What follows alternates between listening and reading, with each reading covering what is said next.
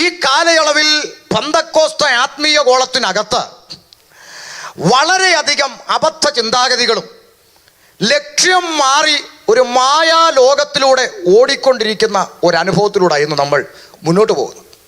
അതിൻ്റെ ഒരു വശം പഠിച്ചാൽ ഇതൊക്കെ സംഭവിക്കണം. കാരണം പ്രാണനാഥൻ്റെ വരവ് ഏറ്റവും അടുത്ത് നിൽക്കുക. എന്നാൽ മറുവശം പഠിക്കുമ്പോൾ ഇത് മനസ്സിലാക്കാതെ അബദ്ധത്തിൽ ഓടുന്ന ദൈവജനത്തിന് ശക്തമായ മുന്നറിയിപ്പുകളും താക്കീതുകളും വേദപുസ്തകം കൊടുത്തിട്ടുണ്ട്.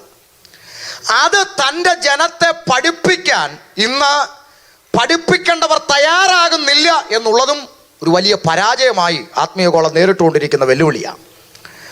അതിൻ്റെ നടുവിൽ വളരെ ഗൗരവകരമായി നമ്മൾ അറിഞ്ഞിരിക്കേണ്ടുന്ന ചില വിഷയങ്ങളാണ് വചന തെളിവിൽ നിന്നുകൊണ്ട് ഇന്ന് സന്ധ്യയിലും നാളെയും നമ്മൾ ചിന്തിക്കാൻ പോകുന്നത്. തിരുവചനത്തിന് അടിസ്ഥാനമല്ലാത്ത എന്തെങ്കിലും പ്രസ്താവിക്കപ്പെട്ടാൽ നിങ്ങൾക്ക് ചോദ്യം ചെയ്യാൻ അവകാശമുണ്ട്. തിരുവചനത്തിന് വിരുദ്ധമായ കാര്യങ്ങളാണെങ്കിൽ ചോദ്യം ചെയ്യുമ്പോൾ കയ്യിൽ ബൈബിൾ ഉണ്ടായിരിക്കണം എന്ന നിർബന്ധം ഒഴികെ മറ്റൊരു നിർബന്ധവും എനിക്കില്ല. സൺഡേ ക്ലാസ്സിലെ കുഞ്ഞിനും ചോദിക്കാം. അങ്ങനെ പുസ്തകത്തിൻ്റെ വ്യവസ്ഥ. അതുകൊണ്ട് വചനത്തിലുള്ള കാര്യമാണെങ്കിൽ മിണ്ടാതെ അനുസരിക്കുകയല്ലാതെ വേറൊരു നിവൃത്തിയും ഇല്ല.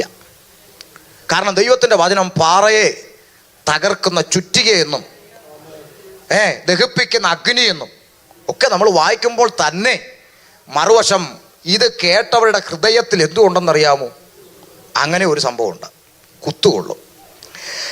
മദ്യപാനി സ്വർഗരാജ്യം അവകാശമാക്കത്തില്ലെന്നും മദ്യം കഴിക്കുന്നവന് കൺചുവപ്പും കലകവും അടിയും ഒക്കെ കിട്ടുമെന്നുള്ള ആ കാര്യങ്ങളൊക്കെ സദൃശവാക്യത്തിൽ നിന്നൊക്കെ നിരത്തി നമ്മളിപ്പോൾ ഒരു പ്രസംഗം നടത്തിയെന്നിരിക്കട്ടെ. ഉദാഹരണം, ഇത് നടത്തിയപ്പോൾ ഈ വിഷയം കേട്ടിട്ട് ഒരുത്തൻ്റെ ഉള്ളിലങ്ങ് ഭയങ്കര വിരോധം തോന്നുന്നെങ്കിൽ അത് ആർക്കായിരിക്കും തോന്നുക? പറഞ്ഞിട്ടെ ബാക്കി പ്രസംഗിക്കൂ. ആർക്കായിരിക്കും തോന്നുക? നിങ്ങൾക്ക് ആർക്കെങ്കിലും, പാസ്റ്റർമാർക്ക് ആർക്കെങ്കിലും വിഷമം തോന്നുമോ? ഇല്ല. വിശ്വാസികളായി ഗുണപ്പെട്ട് ജീവിക്കുന്നവർക്കും വലിയ വിഷമമൊന്നും തോന്നത്തില്ല. പിന്നെ ആർക്കായിരിക്കും ഇത് കേൾക്കുമ്പം അവൻ അങ്ങനെ പറയണ്ടോ ഒന്നും തോന്നേണ്ട കാര്യമുണ്ടോ? ആർക്കായിരിക്കും തോന്നുക? മദ്യപാനിക്ക്. അപ്പം കാര്യം പിടി കിട്ടിയല്ലേ? അപ്പം ഞാനിവിടെ പറയുന്ന പല കാര്യങ്ങളും ചിലർക്ക് പിടിക്കത്തില്ല. കാര്യം ഇവൻ്റെ കയ്യിൽ ഈ സൂത്രം ഇരിക്കുന്നുണ്ട്, അവന് പിടിക്കത്തില്ല. അല്ലാത്തവർക്ക് ഒരു കുഴപ്പവും, അവർ സന്തോഷം. പറഞ്ഞത് ദൈവകാര്യമോ ദൈവവചനമാണ് പറഞ്ഞ് അങ്ങനെ തന്നെയാണ് വേണ്ടിയത് എന്ന് പറയും. അപ്പോൾ സൂത്രമുള്ളവന് കുത്തും. അത്ര അഡ്വാൻസ് ഇട്ടുകൊണ്ട് ഞാൻ വിഷയത്തിലോട്ട് വരാം. അപ്പോൾ വേദപുസ്തകത്തിൻ്റെ അടിസ്ഥാനം എന്താ? നമ്മളെല്ലാം, ഞാനിപ്പോൾ ഇസ്ലാമിക പശ്ചാത്തലം വിട്ടു, നിങ്ങൾ അതുപോലെ പല പശ്ചാത്തലം വിട്ടു. ചിലർ പിന്നെ പെന്തക്കോസ്തിൻ്റെ പാരമ്പര്യത്തിൽ ജനിച്ചു വളർന്നു എന്നുള്ളതും അഭിമാനിക്കാവുന്ന കാര്യമാണ്. എന്നിരുന്നാലും എന്തിനാണ് നമ്മൾ ഈ പദവിയിലേക്ക് വന്നത് എന്നുള്ള ആത്യന്തികമായ ലക്ഷ്യം നമ്മൾ അറിഞ്ഞിരിക്കണം. എന്തിനാ വന്നത് അത് നമ്മൾ അറിയണം. ബന്ധുക്കളെ വിട്ടു, ചാർച്ചക്കാരെ വിട്ടു, ഉത്സവം വിട്ടു, പെരുന്നാൾ വിട്ടു. ഇപ്പം വിട്ടതൊക്കെ പലതും കയറിക്കൊണ്ടിരിക്കുക, അത് പോട്ടെ. വിട്ടവരെ കുറിച്ചാണ് ഞാൻ പറയുന്നത്. അപ്പോൾ വിട്ടു, ഇതെല്ലാം വിട്ടു, നമ്മൾ നിന്നേ സഹിച്ചു. വെന്തിക്കോസ് ബുന്തുക്കോസ് തുള്ളാനിറങ്ങിന്നൊക്കെ പറഞ്ഞ് പലതും സഹിച്ചാ നമ്മൾ ഇതിനകത്തേക്ക് നിൽക്കുന്നത്, വന്നത്. ഇതൊക്കെ എന്തിനാ എന്നുള്ളൊരു ബോധം ഇന്ന് രാത്രി നമുക്കുണ്ടാകണം. നാം വേദപുസ്തകം പഠിക്കുമ്പോൾ ഈ ഖുർആൻ വിട്ടയച്ച് ഞാൻ വേദപുസ്തകം എടുത്ത് വിശ്വാസയുഗത്തിലേക്ക് വന്നപ്പോൾ ഒരുപാട് ചോദ്യങ്ങൾ അന്നു മുതൽ ഞാൻ അഭിമുഖീകരിക്കാൻ തുടങ്ങി. ഒത്തിരി ചോദ്യങ്ങൾ അഭിമുഖീകരിക്കാൻ തുടങ്ങി. ഈ ചോദ്യങ്ങളിലെല്ലാം ഒട്ടുമിക്കവരും ചോദിക്കുന്ന ചോദ്യം, എന്തിനാ നീ ക്രിസ്ത്യാനിയായ? കേട്ട് തഴമ്പിച്ചു. എന്നാൽ ഒരു ന്യൂനപക്ഷം മറ്റൊരു ചോദ്യം ചോദിക്കാറുണ്ട്, ക്രിസ്ത്യാനി ആയത് പോട്ടെ, എന്തായാലും പോയതോ പോയി, ഈ കലവില പറയുന്നവരുടെ കൂട്ടത്തിൽ കൂടി എന്തിനാ? എത്ര പള്ളി ഇവിടെ ഉണ്ടായിരുന്നു, മാർബിളി കെട്ടിയ പള്ളി, ടൈൽസ് ഇട്ട പള്ളി, ഗ്രാനൈറ്റ് ഇട്ട പള്ളി, ആ ആരാധന കഴിഞ്ഞ് ആയിരങ്ങൾ ഇറങ്ങി വരുന്ന പള്ളി, മുറ്റത്ത് എത്ര കാറ് കിടക്കുന്ന പള്ളി, അവിടെ എങ്ങും പോകാതെ ഈ 30-40 പേരിരുന്ന് ബുലുബുലു നടിക്കുന്നിടത്ത് പോകേണ്ട കാര്യമുണ്ടോ? ഇവരാക്ഷേപിച്ച് ചോദിക്കുന്ന കാരണമുണ്ട്. പലരും പഠിച്ചു വച്ചിരിക്കുന്നത് ആള് കൂടുന്നത് ആത്മീയമാണെന്നാ. സ്വത്രം പറഞ്ഞില്ല. ആള് കൂടുന്നത് ആത്മീയമാണെന്നാ. ഇന്ന് പെന്തിക്കോസിനകത്തും ചില പൊട്ടന്മാർ ഇതാ പഠിച്ചു വച്ചേക്കുന്നത്, ആള് കൂടുന്നത് ആത്മീയമാണെന്ന്. ഒരിക്കൽ ഒരു ദുരുപദേശകൻ ഫേസ്ബുക്കിനകത്തൂടെ എന്നോട് വാദിച്ചു, നിങ്ങളെന്തിനാ ഞങ്ങളുടെ പേര് ഇങ്ങനെ പറയുക, ഞങ്ങളെക്കുറിച്ച് പറയാം, അപ്പടി ഇപ്പടി എന്നൊക്കെ പറഞ്ഞു പുള്ളി അങ്ങ് ചാറ്റുക. നിങ്ങളുടെ ചർച്ച എത്ര പേരുണ്ട്? ഞാൻ പറഞ്ഞു, ഞങ്ങൾ ഒരു 70-75 പേരേ ഉള്ളൂ ചർച്ച്. ഞങ്ങളുടെ അടുത്ത് വന്ന് നോക്കണം, ആയിരങ്ങളാ. ഞാൻ പറഞ്ഞു, ലഗ്യോൻ 6000 ഉണ്ടായിരുന്നു, പോടാന്ന് പറഞ്ഞു. മനസ്സിലായോ? അപ്പൊ ഈ ആളൊക്കെ കൂടുന്നത് ആത്മീയ ആണ്ട്. അടുത്ത ആഴ്ച ഫിലദൽഫിയയിൽ ആൾക്കൂട്ടം വരുന്നുണ്ട്. പോപ്പ് വരുമ്പോൾ നിങ്ങൾക്ക് എണ്ണാൻ പറ്റാത്ത ആളാ വരുന്നത്. വേണ്ട, അടുത്ത വർഷത്തെ ജനറൽ കൺവെൻഷന് മറഡോണെ വിളിക്കുക, ആൾക്കൂട്ടം കാണാം. മുണ്ടുന്നില്ലല്ലോ ആരും. പിന്നെ നാട്ടിൽ കുമ്പനാട്ടാണെങ്കിൽ മമ്മൂട്ടിയെ മോഹൻലാലിനെ വിളിച്ചാൽ മതി, ആള് കൂടുതൽ കാണാം. വിടുന്നില്ല ആരും. ഇല്ലാത്തൊന്നും അല്ലല്ലോ പറഞ്ഞു, ഉള്ള കാര്യം പറഞ്ഞു. അപ്പൊ ഈ ഏതു വിധത്തിലായാലും വേണ്ടിയില്ല, ആള് കൂടിയാ മതി എന്ന് ചിന്തിക്കുന്ന ഒരു അബദ്ധ ധാരണയാണ് ഒന്നാമത് പെന്തക്കോസ്ത് കോളത്തിന്റെ ലക്ഷ്യം മാറാൻ കാരണം. അബദ്ധ ധാരണ. ഏതു വിധത്തിലായാലും ആള് കൂടിയാ മതി. അത് ആത്മീയത്തിന്റെ കൂടുതൽ കൊണ്ടൊന്നും അല്ലച്ചാ. ആള് കൂടിയാലേ സഞ്ചിക്ക് തൂക്കം കിട്ടൂ. സഞ്ചി അല്ലയോ ഇവിടുത്തെ പ്രധാന വിഷയം. സ്തോത്രമൊക്കെ പോയി. ഇവിടുത്തേന്ന് പറഞ്ഞാൽ ഇവിടുത്തെ ഇതൊന്നും പറയരുത്, ഞാൻ ആത്മീയ കോളത്തെക്കുറിച്ചാണ് പറയുന്നത്. സ്തോത്രം. അപ്പം അതുകൊണ്ട് ഏതു വിധത്തിലും ആള് കൂടിയാൽ പ്രസാദിക്കുന്ന ദൈവം വിശുദ്ധ വേദപുസ്തകത്തിൽ ഇല്ല. കൊണ്ടുവന്ന് തെളിയിക്കാവുന്നുള്ള ഒരു പുസ്തകം കൊണ്ടുവന്നാൽ അത് മീറ്റിംഗ് കഴിയുമ്പോൾ ഏത് വിധത്തിലായാലും വേണ്ടിയില്ല. ആള് കണ്ടാ കണ്ണങ്ങ് നിറഞ്ഞ ദൈവം അങ്ങ് രോമാഞ്ചം കൊണ്ടും ഇല്ല. പ്രമാണത്തിൽ നിൽക്കുന്ന ന്യൂനപക്ഷത്തിന് വേണ്ടി എഴുന്നേൽക്കുന്ന ദൈവത്തെയാണ് വിശുദ്ധ വേദപുസ്തകത്തിൽ കണ്ടത്. അത് വിവരിക്കാൻ എൻ്റെ മുമ്പിൽ സമയം പോരാ എന്നുള്ളത് കൊണ്ട് മാത്രം ഞാൻ ആ ഭാഗം അങ്ങ് വിടുക. സംസാരിക്കാൻ താല്പര്യമുള്ളവർ വന്നാൽ വിവരിച്ച് തന്നെ പറയാം വചന വെളിച്ചത്തിൽ പിന്നീട്. അപ്പോ ഈ ഒരു ന്യൂനപക്ഷമാകുന്ന ദൈവജനത്തിൻ്റെ ഇടയിലേക്ക് കടന്നു വന്ന നാൾ മുതൽ ഈ വേദപുസ്തകത്തെക്കുറിച്ച് പഠിക്കാൻ എനിക്ക് വലിയ ആവേശമുണ്ടായിരുന്നു. കാരണം നീ എന്തിനാ ഇങ്ങനെ പോയെന്ന് ഒരുത്തൻ ചോദിച്ചാൽ, ഞാൻ തുണി തേച്ചോണ്ടിരുന്നപ്പം കറണ്ട് അടിച്ച് രക്ഷിക്കപ്പെട്ടു എന്ന് പറയാൻ ഒക്കുമോ? കറണ്ട് അടിച്ച് രക്ഷിക്കപ്പെട്ടവരുണ്ട്, ഏതെല്ലാം ഇത് രക്ഷിക്കപ്പെട്ടവരുണ്ടെന്ന് അറിയോ? അങ്ങനെയൊന്നും പറഞ്ഞിട്ട് കാര്യമില്ല. അതുകൊണ്ട് എന്തിനാ ഇതിനകത്ത് വന്നേന്ന് ആധികാരികമായി പറയുവാൻ വേദപുസ്തകം വായിക്കാൻ തുടങ്ങി. പ്രിയമുള്ളവരെ, ബൈബിൾ വായിച്ച് വായിച്ച് മുന്നോട്ട് പോയപ്പോൾ എന്നെ ഏറ്റവും കൂടുതൽ സന്തോഷിപ്പിച്ച ഒന്നാമത്തെ ചിന്ത, ഈ ലോകം എങ്ങനെ ഉണ്ടായി എന്ന് പറഞ്ഞുകൊണ്ട് ഉൽപ്പത്തി പുസ്തകത്തിൽ ആരംഭിക്കുന്ന ബൈബിൾ ഈ ലോകം എങ്ങനെ അവസാനിക്കും എന്ന് പറഞ്ഞു തന്നിട്ടാണ് വെളിപ്പാട് പുസ്തകത്തിൽ അവസാനിക്കുന്നത്. ഇത്രയ്ക്ക് പൂർണ്ണതയുള്ള, ഇത്ര മനോഹാരിതമായി എഴുതപ്പെട്ട ഒരു ഗ്രന്ഥം ഉലക ചരിത്രത്തിൽ ഇന്നുവരെ കാണാൻ കഴിഞ്ഞിട്ടില്ല. ഹല്ലേലൂയ. അത്രത്തോളം മഹത്വകരമായ ഈ പുസ്തകത്തെ ചുമക്കാൻ ഭാഗ്യം ലഭിച്ച ദൈവമക്കളെ ഓർത്ത് കർത്താവിന് സ്തോത്രം ചെയ്യുകയാണ്. ഇതിപ്പോൾ ചുമക്കാൻ പലർക്കും വലിയ നാണക്കേടാ. അതുകൊണ്ട് ഇപ്പം സ്റ്റൈലൊക്കെ കൂടി. അമേരിക്ക വന്ന് ഇതൊന്നും പറയല്ലേന്നാ, സ്റ്റൈല് കൂടി. അയ്യോ, കൊണ്ട് നടക്കാൻ എളുപ്പമാണ്. പിന്നെ കൊണ്ട് നടക്കാൻ എളുപ്പമുള്ളതുകൊണ്ട് ഇപ്പം എന്തെല്ലാം മാറി വരിക. പണ്ടൊക്കെ ഒരു പെണ്ണിനെ കൂടെ താമസിപ്പിക്കണമെങ്കിൽ 10 പേരെ അറിഞ്ഞ് നാട്ടുകാരെ കൂട്ടി ലെറ്റർ അടിച്ച് ക്ഷണിച്ച് പിന്നെ കൊണ്ടുവന്ന് കല്യാണം കഴിച്ച് രജിസ്റ്റർ ഒപ്പിട്ടൊക്കെ താമസിക്കുകയാണ്. ഇപ്പം പിന്നെ എളുപ്പം അങ്ങോട്ട് പോയി മേടിക്കാം, തോന്നുമ്പോൾ എടുത്ത് കളയാം. കൂടത്തെ എളുപ്പം വരുമ്പോൾ അതെല്ലാം മാറുന്നു. പിന്നാണോ ഇത്? സ്തോത്രം പോയല്ലോ. പോട്ടെ, ഏതായാലും ഇത് ചുമക്കാൻ ഭാഗ്യം ലഭിച്ചവരെ ഓർത്ത് ദൈവത്തിന് സ്തോത്രം ചെയ്യും. ഉൽപ്പത്തി പുസ്തകത്തിൽ ആദിയിൽ ദൈവം ആകാശം ഭൂമിയെ സൃഷ്ടിച്ചു. അനന്തരം ചരാചരങ്ങൾ, ഇടജാതി, മൃഗജാതി, കന്നുകാലി, പറവജാതി, നാൽക്കാലി. അനന്തരം തമ്പുരാൻ ആരെ സൃഷ്ടിച്ചു? പറഞ്ഞേ, മനുഷ്യനെ സൃഷ്ടിച്ചു. ആദാമെന്ന ഏക മനുഷ്യനെ സൃഷ്ടിച്ചു. ആമേൻ. മനുഷ്യൻ ഏകനായിരിക്കും നല്ലതല്ലെന്ന് പറഞ്ഞുകൊണ്ട് ആമേൻ അവന് തക്കതായ തുണ ഉണ്ടാക്കി കൊടുക്കുമെന്ന് പറഞ്ഞുകൊണ്ട് ഈ ഉലകത്തെ നിർമ്മിച്ച ഏക സത്യദൈവമായ യഹോവയായ ഏക സത്യദൈവം അവന് തക്കതായ തുണ ഉണ്ടാക്കി കൊടുക്കുവാൻ അവന് ഗാഠനിദ്ര വരുത്തി. എൻ്റെ ഭാഷയിൽ പറഞ്ഞാൽ ആദ്യത്തെ അനസ്തേഷ്യ കൊടുത്തത് അവിടെയാ എൻ്റെ ദൈവം.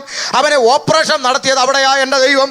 അവനെ വാരിയിൽ നിന്നൊന്നിനെ എടുത്ത് മജ്ജവും മാംസവും വെച്ച് പിടിപ്പിച്ച് തക്കതായ ഒരു തുണയെ ഉണ്ടാക്കി അവനങ്ങോട്ട് കൊടുത്തു. പ്രിയമുള്ളവരെ, ആദ്യത്തെ കല്യാണം അല്ലേ?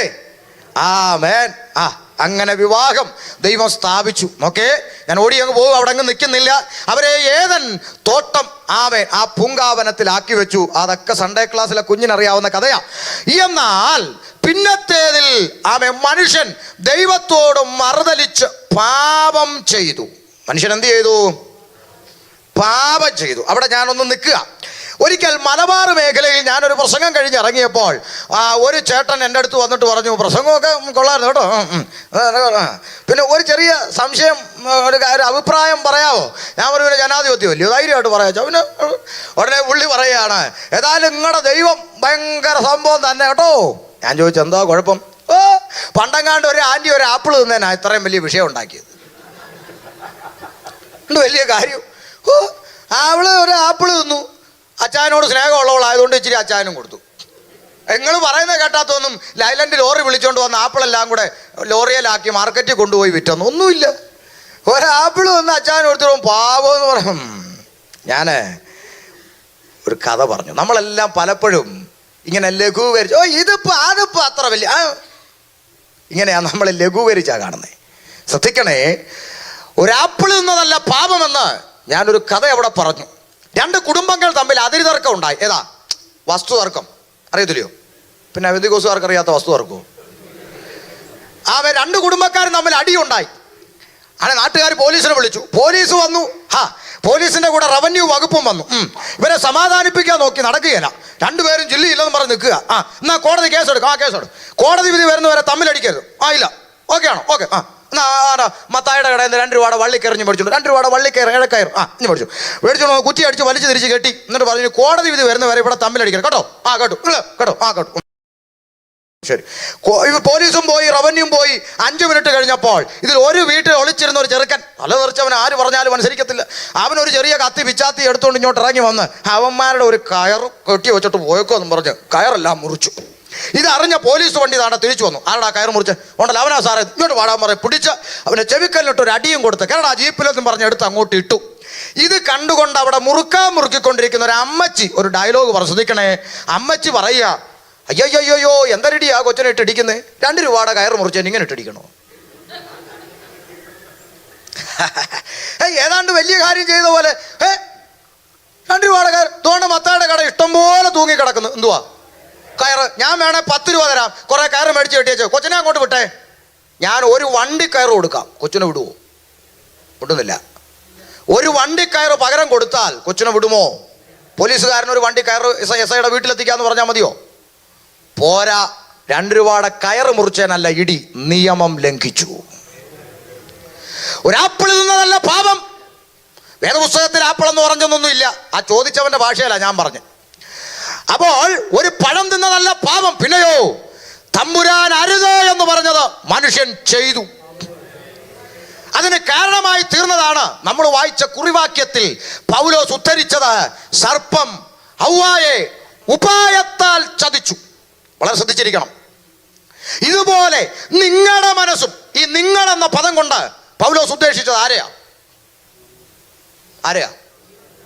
രക്ഷിക്കപ്പെട്ട ദൈവജനത്തെ, കൊരിന്ത് സഭയിലെ വിശുദ്ധന്മാരെ അല്ലേ? ആണോ?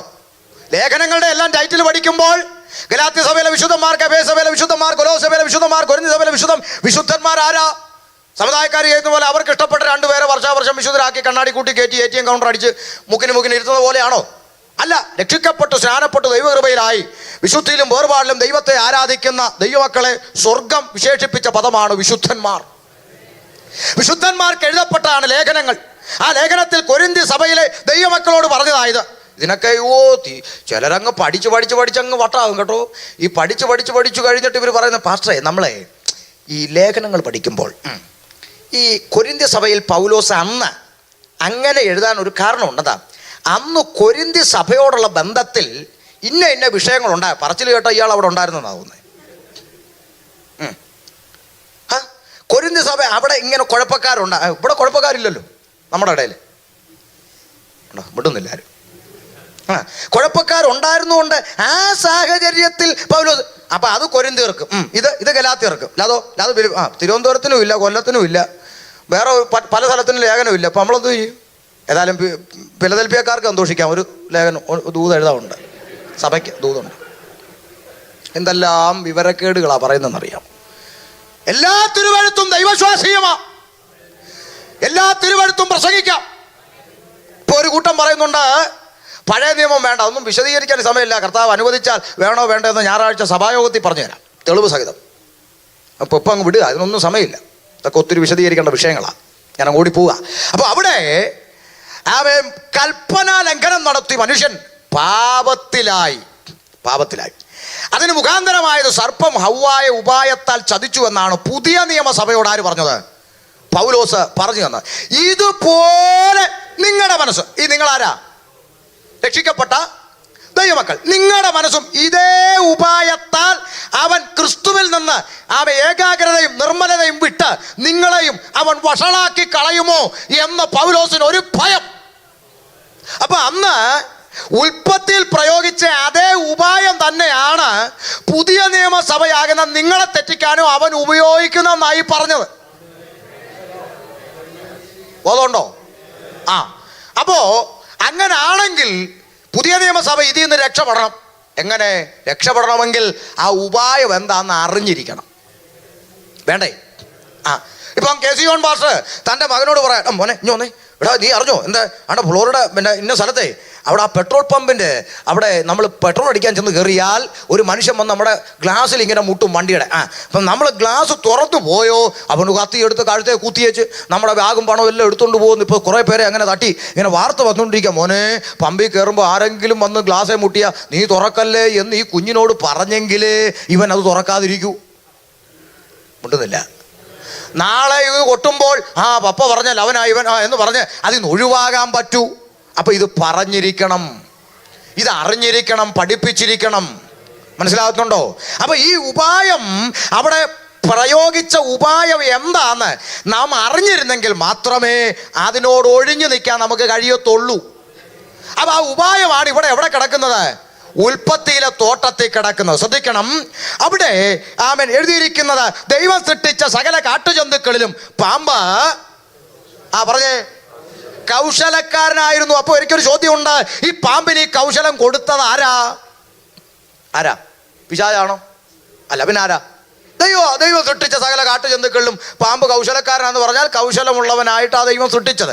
പക്ഷെ സംഭവിച്ച പരാജയം എന്തെന്ന് ചോദിച്ചാൽ ഈ ലഭിച്ച കൗശലം എന്ന താലന്ത് അത് തന്ന ദൈവത്തിനു വേണ്ടിയല്ല പാമ്പ് ഉപയോഗിച്ചത്, ഇരുട്ടിനു വേണ്ടി ഉപയോഗിച്ചു. മനസ്സിലായോ? പലർക്കും പാടാൻ ദൈവം കഴിവ് കൊടുത്തിട്ടുണ്ട്, അത് തന്നവന് വേണ്ടി ഉപയോഗിക്കുമ്പോഴാണ് ദൈവനാമം മഹത്വപ്പെടുന്നത്. കണ്ടതിനും കേട്ടതിനും എല്ലാം പാടി നടക്കുന്ന, കണ്ട നാമത്തെ എല്ലാം ഉയർത്തുന്ന, അന്യദേവന്റെ നാമത്തെ ഉയർത്തുന്ന, സ്വന്തമായിട്ട് അന്യദേവന്റെ കാസറ്റ് ഇറക്കുന്ന ശ്രീകുമാറും മറ്റേ കണ്ട കടച്ചാണിയും ചക്കും ചുക്കും എല്ലാം വന്ന് പാടിയാലേ ഇന്ന് പെന്തിക്കോസിന് ആത്മാവിറങ്ങും. സ്വത്രം പോയല്ലോ. കൃപയുള്ള കുഞ്ഞുങ്ങളൊന്നും പാടിയപ്പോൾ ആർക്കും തുള്ളൽ വരുത്തില്ല. ഇപ്പൊ സ്റ്റാർ സിംഗറാ ട്രെൻഡ്.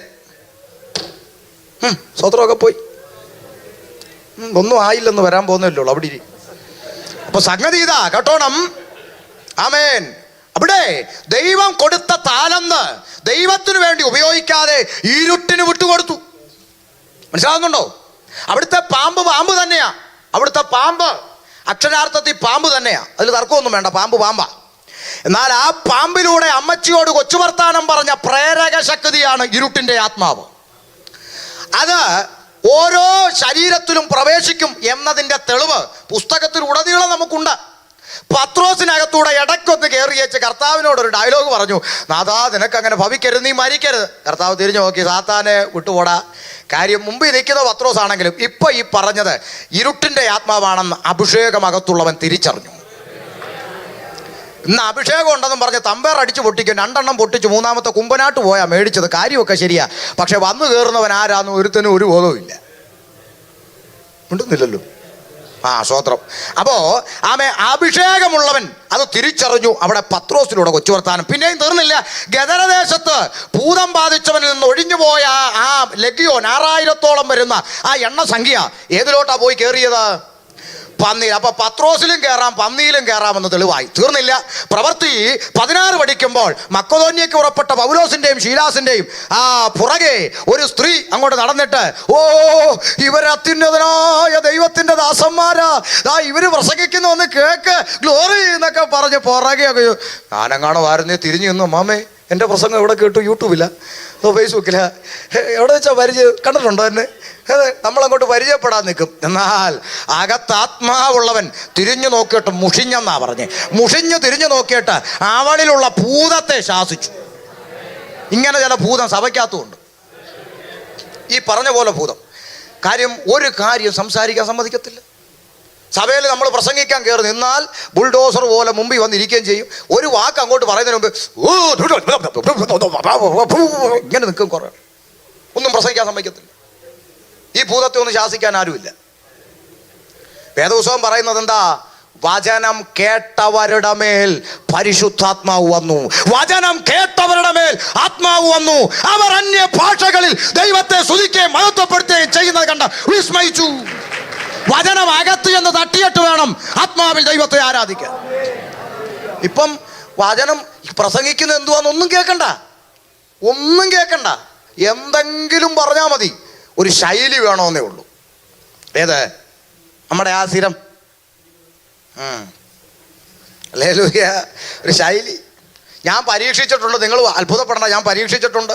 ഞാനൊരു സഭയിൽ നിന്നുകൊണ്ട് മൈക്കെടുത്തോണ്ട് പറഞ്ഞു, ഇന്ന് പകലിൽ സ്വർഗത്തിലെ ദൈവം നിങ്ങളെ സമൃദ്ധിയായി അനുഗ്രഹിക്കും എന്ന് പറഞ്ഞു. ഉടനെ 1-2 ആൻറ്റിമാർ സാത്ര സാത്ര സാത്ര ഇരുന്നു.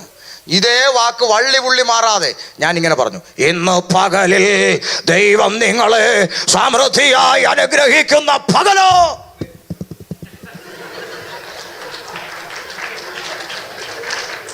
ഇത് തന്നെയാണ് ഞാൻ ആദ്യം പറഞ്ഞത്.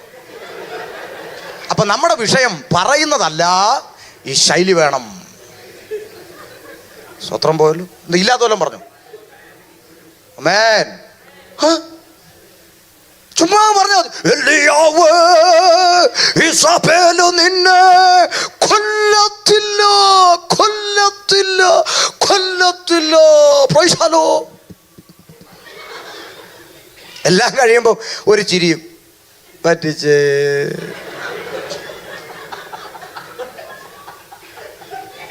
ആമേൻ. ഹല്ലേലൂയ. പറയുന്നത് എന്താന്ന് അങ്ങോട്ട് കേൾക്കണം.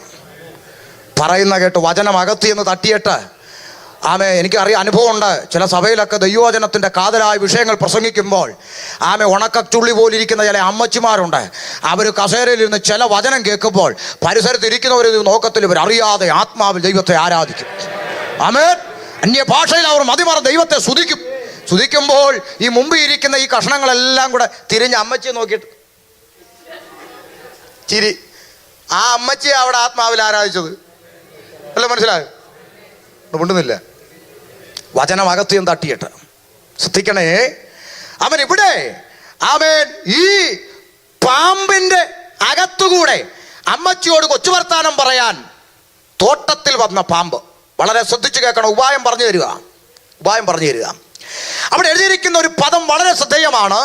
ദൈവം സൃഷ്ടിച്ച സകല കാട്ടുജന്തുക്കളിലും പാമ്പ് കൗശലക്കാരൻ. അപ്പോൾ ഒരു ചോദ്യം, പാമ്പ് ഏത് ജന്തു? ഉറക്കെ പറയച്ച. കാട്ടുജന്തു. പെണ്ണും ചെറുക്കനും എവിടാ? കാട്ടിലാണോ തോട്ടത്തിലാണോ? തോട്ടത്തിൽ. വളരെ ശ്രദ്ധിക്കണം. പെണ്ണും ചെറുക്കനും എവിടാ?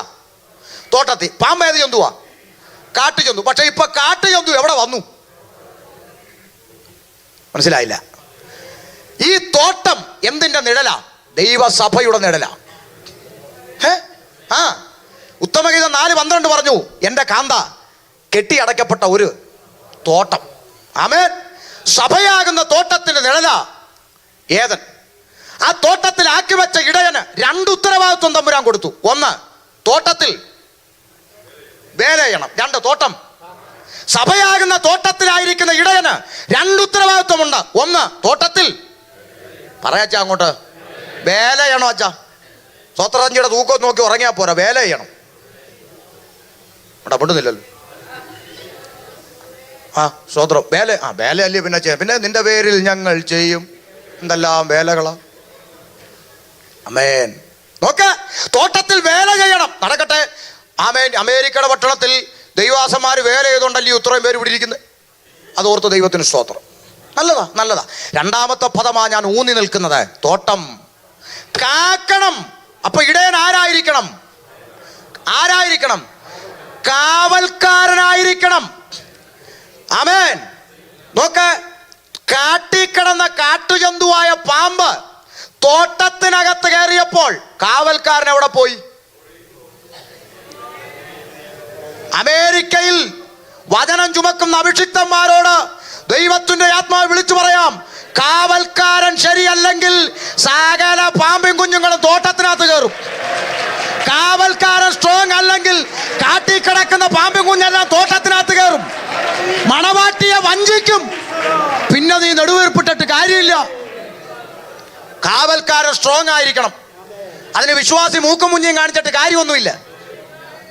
ആമേൻ. കാവൽക്കാരൻ സ്ട്രോങ് ആയിരിക്കണം. അതിൻ്റെ ഒരു മറുപടി എന്ന വണ്ണം പൗലോസ് പ്രവൃത്തി 20:28 പറഞ്ഞു. എന്താ? താൻ തൻ്റെ സ്വന്തം രക്തത്താൽ സമ്പാദിച്ച ദൈവസഭയാകുന്ന ആട്ടിൻകൂട്ടത്തെ സൂക്ഷിച്ചുകൊള്ളുവിൻ. എന്തിന്? അടുത്ത വാക്ക്, ഞാൻ പോയ ശേഷം കോടിയ ചെന്നായ്ക്കൾ നിങ്ങളുടെ ഇടയിൽ കടക്കും. അവിടെ ഒളിഞ്ഞിരിക്കുന്ന ഒരു ദൂതുണ്ട്. ഞാൻ ഇരിക്കുന്ന കാലത്തോളം ഒരെണ്ണം ഇതിനകത്ത് കയറത്തില്ല. ഈ ഒരു വെളിപ്പാട് ദൈവദാസന്മാർക്ക് ഉണ്ടായെങ്കിലെന്ന് ഞാൻ ആശിച്ചു പോകുന്നു. ഞാൻ ഇവിടുന്ന് മാറിപ്പോയതിന് ശേഷം നിങ്ങൾ ഏത് പാമ്പും കുഞ്ഞിനെ വേണമെങ്കിലും കയറ്റിക്കോ, ഞാൻ ഇതിനകത്ത് ഇരിക്കുന്ന കാലത്തോളം വചനവിരുദ്ധമായ ഒരെണ്ണത്തിന് ഇതിനകത്ത് കയറ്റത്തില്ലെന്ന് ഈ അമേരിക്കയുടെ പട്ടണത്തിൽ ഓരോ അഭിഷിക്തന്മാരും തീരുമാനിച്ചിരുന്നെങ്കിൽ ദൈവസഭ സ്വർഗീയമായ അനുഭവത്തിൽ പോകുമായിരുന്നു. അതെങ്ങനാ? പാമ്പിന് കഞ്ഞി വെക്കാനല്ലേ ഇപ്പൊ താല്പര്യം? ഉണ്ടെന്നില്ലല്ലോ. സകല ബാധകളെ ഇറക്കിക്കൊണ്ടിരിക്കുക അമേരിക്കയിൽ. സ്തോത്രം. മനസ്സിലാകുന്നില്ലേ? ഇടയ്ക്ക് ആരാണ്ട് നമ്മുടെ ഇല്ല ഷമീർ പാഷ പുള്ളി ഒന്ന് പ്രസംഗിക്കാൻ വിളിക്കാം. ഇപ്പോൾ ഒരു കുഞ്ഞമ്മ പറഞ്ഞെന്ന്, കുഞ്ഞമ്മയുടെ പേരൊക്കെയാന്ന് നാളെ പറഞ്ഞെന്ന്, പുള്ളി ദൈവദാസന്മാരെ കുറ്റം പറയുന്ന ആളാ. ഹല്ലേലൂയ. ഷമീർ പാഷ കുറ്റം പറഞ്ഞ ഒരു ദൈവദാസന്റെ പേര് പറയോ? ഒത്തിരി ഒന്നും വേണ്ട, ഒരാളുടെ പേര് പറയോ? പക്ഷേ പറയുമ്പോൾ ഒരു കാര്യം കൂടെ ഓർത്തോണം, ഈ പറയുന്ന പേരുകാരൻ ദൈവദാസനാണെന്നും കൂടെ തെളിയിക്കണം. നൂറുകണക്കിന് ദൈവദാസന്മാര്, സത്യവചനം പഥ്യവചനം പ്രസംഗിക്കുന്ന അഭിഷിക്തന്മാര് കേരളക്കരയുടെ മണ്ണിലുണ്ട്. അവരെ ഒന്നിൻ്റെയും പേര് ഷമീർ പാഷ നാവി വന്നില്ലല്ലോ. ആമേൻ. ദുരുപദേശം പ്രസംഗിക്കുന്നവൻ ദൈവദാസനാണോ? ചില പറയും, സഹോദരനെ പായിക്കുന്നവൻ കൊലപാതക. ദുരുപദേശം പ്രസംഗിക്കുന്നവൻ എനിക്ക് സഹോദരനാണോ? ഒരുത്തൻ ഈ ഉപദേശം കൊണ്ടല്ലാതെ നിങ്ങളുടെ അടുക്കൽ വരുന്നെങ്കിൽ അവനെ വീട്ടിൽ കൈക്കൊള്ളരുത്, അവനോട് കുശലം പറയരുത്. അവനോട് കുശലം പറഞ്ഞാൽ നീയും അവന് കൂട്ടാളി. വല്ല ബോധമുണ്ടോ? ആമേൻ. ദൈവദാസന്മാരെ ദൈവദാസന്മാരെ ആരും കുറ്റം പറയത്തില്ല. ആമേൻ. ദൈവദാസന്മാർ ദൈവത്തിൻ്റെ ദാസന്മാരാ. അവർ ദൈവവചനം പ്രസംഗിക്കുന്നവരാ. ആഴ്ച ഉറക്കപ്പിച്ചും കൊണ്ടുവരുന്നവരല്ല. മനസ്സിലാവുന്നുണ്ടോ? അതുകൊണ്ട് തിരിച്ചറിഞ്ഞോണം. ബാക്കി നാളെ അതവിടെ നിൽക്കട്ടെ. കുഞ്ഞമ്മ ഞാൻ പെൻഡിങ് നിർത്തിയേക്കുക. സ്തോത്രം. കുഞ്ഞമ്മയ്ക്ക് പ്രയർ ലൈൻ ഉണ്ടെന്ന്. പണം കണ്ട വരാം, വിഷയത്തിലോട്ട് വരാം. സ്തോത്രം. അപ്പൊ സംഗതി നുഴഞ്ഞു കയറി.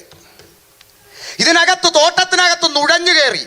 അമ്മച്ചിയോട് കൊച്ചു വർത്താനം പറഞ്ഞു. അവിടെ ആരില്ല.